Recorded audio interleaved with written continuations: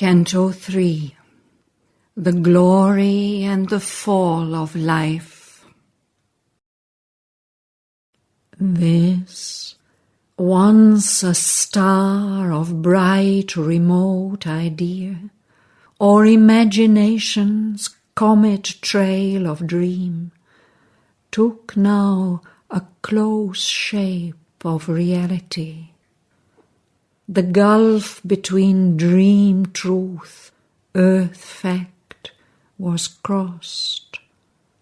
The wonder worlds of life were dreams no more. His vision made all they unveiled its own.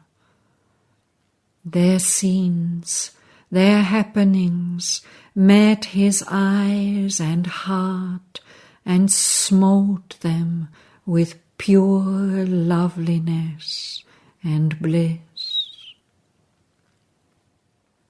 A breathless summit region drew his gaze, whose boundaries jutted into a sky of self and dipped towards a strange ethereal base. The quintessence glowed of life's supreme delight. On a spiritual and mysterious peak, only a miracle's high transfiguring line divided life from the formless infinite, and sheltered time against eternity. Out of that formless stuff, time mints his shapes. The eternal's quiet holds the cosmic act. The protean images of the world force have drawn the strength to be, the will to last, from a deep ocean of dynamic peace.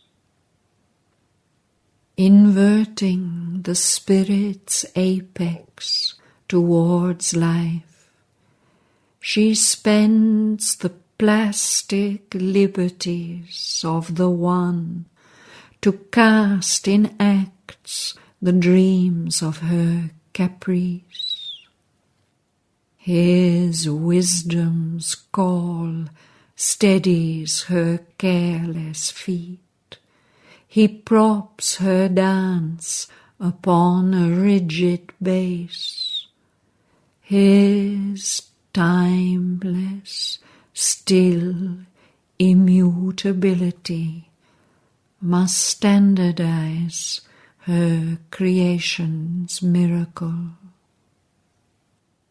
Out of the void's unseeing energies, inventing the scene of a concrete universe, by his thought she has fixed its paces. In its blind acts she sees by flashes of his all-knowing light. At her will, the inscrutable supermind leans down to guide her force that feels but cannot know.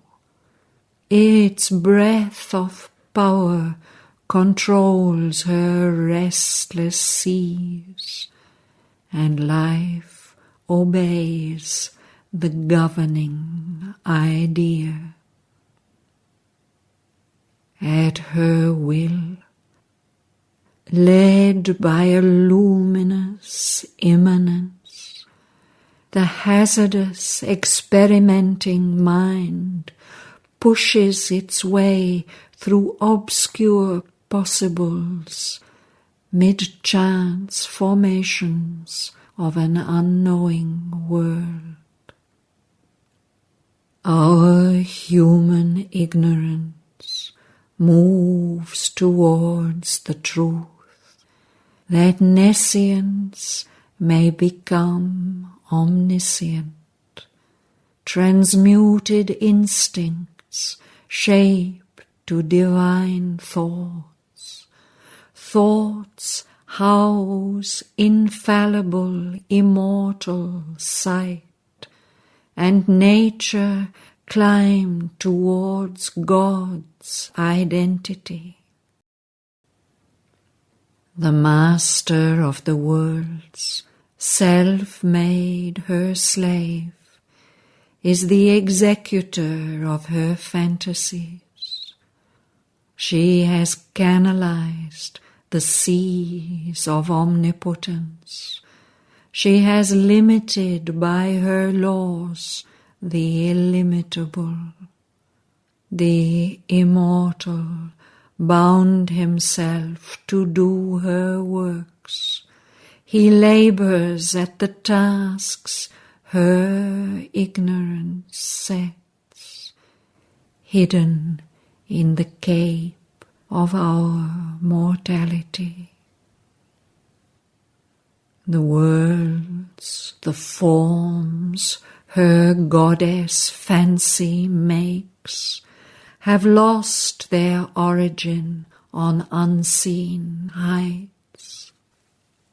Even severed, straying from their timeless source, even deformed, obscure, accursed and fallen, since even fall has its perverted joy, and nothing she leaves out that serves delight.